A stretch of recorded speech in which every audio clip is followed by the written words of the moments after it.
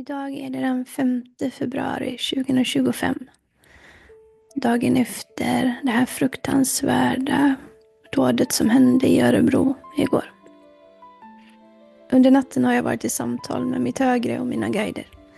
Jag har gått in och ur sömn. Orden har blandats med bilder och frågorna med svaren som var väldigt svåra att höra. Och de kollektiva vibrationerna, de är låga. Och luften den känns nästan bokstavligt tung att andas. Så vad säger man ens? Var börjar jag? Och jag hör guiderna säga: löna inte ont med ont. Se vart det har tagit er. Förena och kom samman, inte bara i glädje men också i sorg. Båda aspekterna de är lika verkliga för er. Upplevelsen lika sann i er fysiska verklighet. Under paraplyet av obegriplig smärta så vaknar så många behov till liv. Behov av att förstå, behov av att få kontroll, återfå balans, få svaren på varför det som sker har skett. Och jag ställer frågan till mina guider: varför sker det? Jag får svaret: Anna, du vet svaren. Det är även i det som ni finner obegripligt smärtsamt som lärdomar ligger. Och de här orden de känns nästan som ett hån mot det som står närmast i det som har hänt. Lärdomar. Det är inte det man söker just nu kanske. Men jag försöker omformulera det här och väga det här i min mänskliga hjärnas upplevelse. För här finns det ingen genväg, inte för någon. Här finns det bara aktiva val att ta. Och de här valen de kommer att se olika ut för oss alla nu mitt i stormens öga. För det som står närmast i vad som har skett kommer det vara att bara överleva dagen. Och för oss runt omkring att omsluta den med kärlek. Vi behöver inte ha ord som ändå inte kommer vara tillräckliga. Vi behöver inte ge svar som vi inte har. Vi behöver bara finnas för att ge kärlek. Dra er inte undan. Det är en instinkt som vaknar i en del människor att dra sig undan för man vet inte vad man ska säga. Man är rädd för att inkräkta i någon sorg. Gråt med dem som gråter. Sörj med dem som sörjer. Känn smärta med dem som lider. Det är det mest äkta och själsautentiska vi kan göra då vi alla är ett. Du är jag är du. Men du behöver inte vara direkt drabbad för att bli påverkad. För är det något som vi människor känner oss beroende av så är det trygghet. Och det ligger i vår känslomässiga, basala behov. För när vi inte känner det så får vi svårt att fungera i vår fulla potential. Vi blir också väldigt lågvibrerande i den här känslan. Och när det här ofattbara sker, där vi förväntas vara trygga, så skakar det oss i grundvalarna. För det är just det det är. För livet går ju vidare om vi så vill eller inte. För alla som har upplevt sorg någon gång så kanske ni känner igen den här känslan. Hur kan livet gå vidare om människor lever på som vanligt? Jag minns att jag själv tänkte så dagen efter min mamma hade gått hem till själen. Jag såg människor gå till affären, jag såg människor gå till arbetet. Barnen de lekte utanför på gården. Och där satt jag utan henne. Och idag när jag tittar ut genom fönstret. Människor cyklar till sina arbeten, barnen går till skolan och en ny dag börjar gry. Men idag är ingen vanlig dag för oss i Sverige. Idag kommer de allra flesta av oss att beröras, höra talas om, mötas av förändringar och ställas inför det faktum att det som inte fick ske, det skedde igår. Och vi kommer också hantera detta olika. Och här för att återknyta till guidernas ord, löna inte ont med ont. Här kan vi ta aktiva val hur detta ska få lov att utspela sig i våra liv. I sociala medier så sprids det just nu hatkampanjer där det spekuleras i motiv och vad som drev den här personen att agera som han gjorde. Det drivs på i ett desperat behov att få ur sig smärta, ilska och kontrollförlust. För vissa människor så finns det en väldigt väl upptrampad stig som tar alla de här känslorna in på spåret som är märkt med ilska och hämnd. Om vi väljer att ryckas med i deras ord så kommer vi vara en del av polarisering, av splittring, av att föra detta såret vidare, göra det djupare och skada än fler människor. Som i alla sammanhang och så även i detta måste vi som en gemensam kraft höja oss över rädsla. Vi kan inte låta en person så sjuka handling försätta ett helt land i rädsla. För det är så den handlingen som han så sjukt fantiserade om och som han så hjärtlöst utförde får ännu mer kraft. Och det han hoppades skulle ske får kraft i tusenfalt.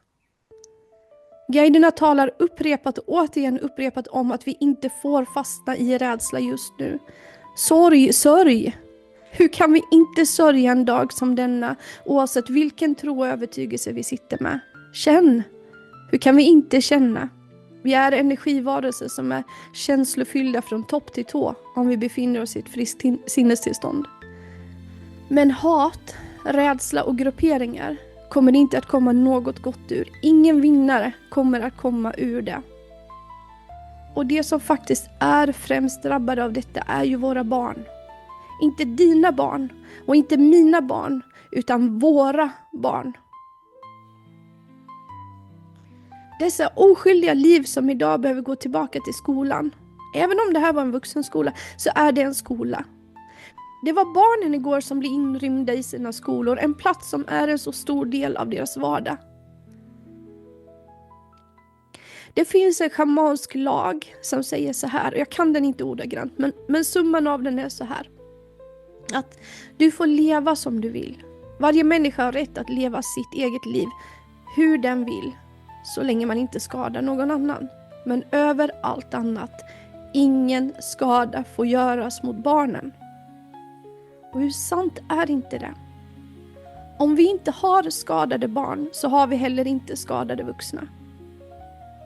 Och här måste vi nu ta aktivt val att skydda våra barn. Och det görs inte genom att skapa mer oro och splittring i samhället. Det är inte så vi formar trygga barn. Våra barn är känsliga, så formbara, så sköra. De är som lera som gjuts in i formar och när leran har fått härda, då är det inte lätt att forma om den igen. Det är vi som nu måste välja valet kärlek och enhet. Och det är vi som behöver bygga upp en trygghet kring barnen som gör dem rustade att bli fungerande vuxna människor i samhället. Och det gör vi inte genom att skapa fler trauman.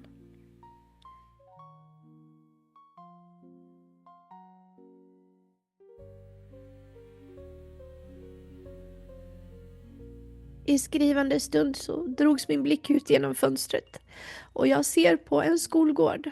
Och där ute hissas den svenska flaggan i mitten av skolgården på halvstång och jag brist ut i gråt. Och även nu. Så låt alla de här flaggorna som ni ser idag påminna oss om att vi blir starka tillsammans när vi är en enhet. Och vi blir väldigt sköra när vi befinner oss i splittring. Det som görs mot din nästa görs emot dig. Det som du tar ifrån din nästa tas ifrån dig. Detta är universell lag. Och den är bortom något vad någon människa kan förändra. Och jag vill nu avsluta detta med en bön. Så jag ber er som vill att förena er med detta och i denna bön. Och att vi ska be och lägga våra energier och vårt ljus tillsammans i den.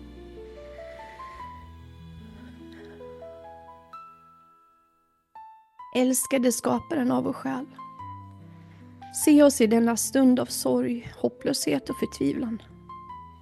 Se vår litenhet när vi ställs inför den fysiska dödens illusion. Se hur våra hjärtan är tyngda. Hjälp oss att kunna se genom kärlekens ögon och tala ord från kärlekens språk. Låt våra handlingar förena oss i den enhet som vi är skapade till att vara. Jag ber från djupet av mitt hjärta att universell kraft och änglas tröst ska fylla den vars hjärtan är i svår sorg i denna stund. Och jag ber att vi ska förenas och att omfamna varandra som din kärlek omfamnar oss. Men jag ber också för de själar som fick avsluta så traumatiskt igår. Att ni ska få ro och att ni ska få föras till det universella ljuset. Att ni ska få frid hemma i själen. Och att ni ska omfamnas i den fullkomliga kärleken av det som har gått före er.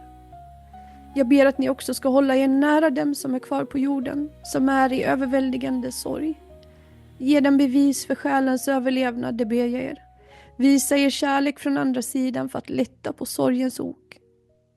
Må ni ha frid, må ni hitta hem, må ni se oss på jorden och känna vår smärta tillsammans med er. Jag ber för varje själ som lider. Jag ber för varje barn som känner rädsla. Jag ber för hela vårt land att det ska fyllas med kärlek. Jag ber att varje sår och varje trauma som uppstått kring detta ska få sin läkning. I befrielsens namn. Amen. Glöm inte bort att kramas extra mycket idag. Ge kärlek till dem som är ensamma och känn tacksamhet för det som du har runt omkring dig. I ljus och kärlek.